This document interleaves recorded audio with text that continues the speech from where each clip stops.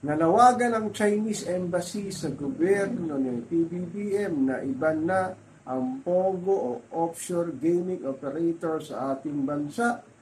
na pugad daw ito ng kidnap for ransom, crypto, human trafficking, money laundering na pinatatakbo ng mga Chinese national. Ayun lang, nakiusap ng embassy ng China laban dito sa mga naglipa ng POGO operators sa ating bansa. Alam naman natin kaya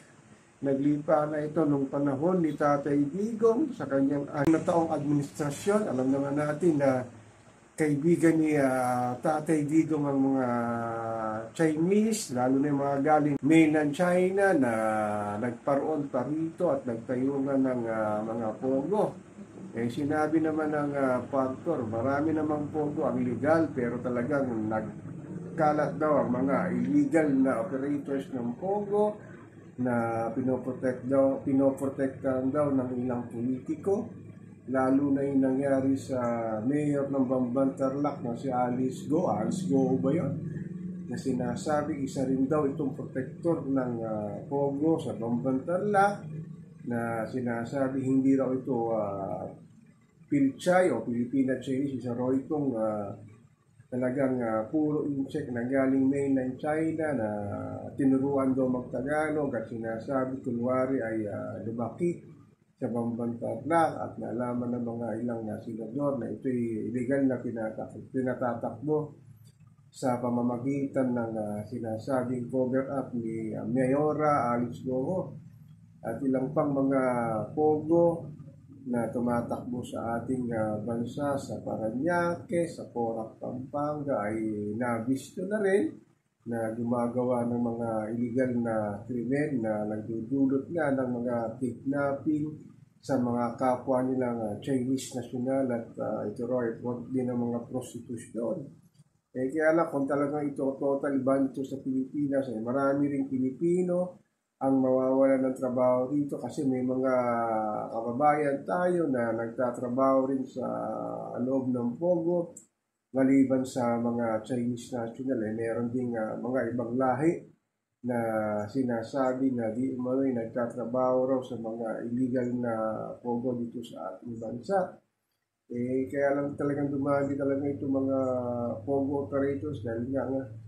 din sa mga agawan ng ating mga politiko na sinasabi na sa mga nagdaang halalan, lalong-lalo na nung panahon ni Tatay Digong noong 2016, 2019, ito rin ako nagbibigay ng salati sa mga kaalyado ni Tatay Digong na tumakbo sa LGU, sa Kongreso at sa Senado, ang nagbigay daw ng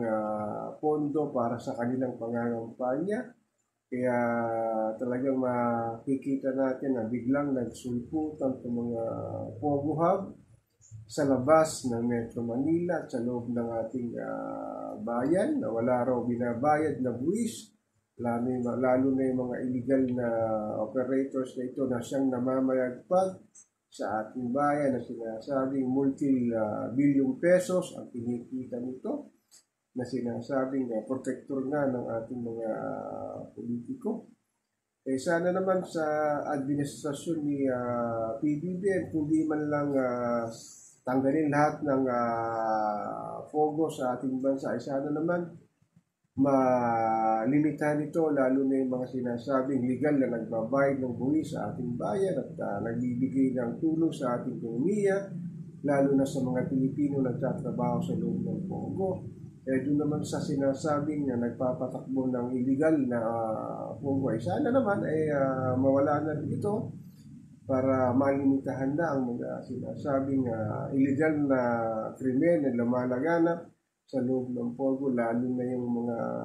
kinikidnap na Chinese at nanghihingi pa ng ransom sa kanilang mga kababayan at pag hindi ito nabigyan ay kanila itong pinapatay. So nakakalungkot lang sa ating bayan talaga, madaling magnegosyo ang mga inchik, na siyang talagang namamayagpag na ginagamit ang kanilang malaking salapi para ibigay sa ating mga politiko na sana naman ay matuto na rin yung ating mga namumuno sa pagtuon, lalo na yung ating mga politiko na talagang kung di man tanggalin totally ay limitahan na lang ang pagtatakbo nito sa ating bayan. So ako po si Papa Ken, patuloy po akong magmimirror, magmamatsyag sa mga nangyayari sa pang-araw-araw na buhay ni Juan Pasang Cruz.